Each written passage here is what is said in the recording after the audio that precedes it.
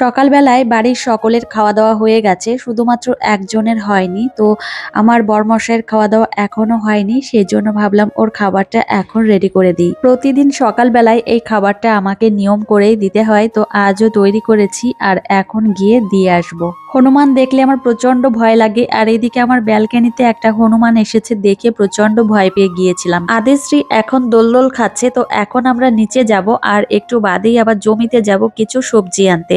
তো মা আবার কিছু সবজি তুলে দিদি বাড়ি পাঠাবে, সেজন্য আমরা তিনজনেই যাব। আমার শ্বশুর মশাইকে বেশ অনেকদিন আগেই বলেছিলাম এই মাছগুলো নিয়ে আসতে, তো আজকে নিয়ে এসেছে।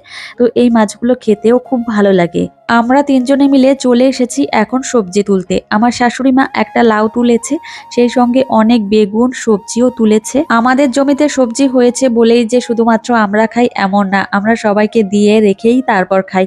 আর সবাইকে দিয়ে রেখে খেলেই খুব ভালো লাগে। আর এখন এই লাউ গাছের ডগাগুলো এত সুন্দর হয়েছে, মাঝে লাউ গাছটা একদম মরেই গিয়েছিল, কিন্তু এখন খুব ভালো হয়েছে। আমি কটা শাক তুলে নিয়েছি পালং শাক বাড়ির জন্য, আর এখন আমার শাশুড়ি মা অনেকগুলো পালং শাক তুলবে আর অনেকগুলো পালং শাক তুলে তারপর দিদি বাড়িতে পাঠাবে। এখানে শুধু পালং শাক হয়নি, ডাঁটা শাক হয়েছে, মূলো শাক হয়েছে। আমরা এখানে মোট 4 জন আছি। তো আমার শ্বশুর মশাই অনেকক্ষণ আগেই এখানে এসেছে, তো আমরা পরে এসেছি।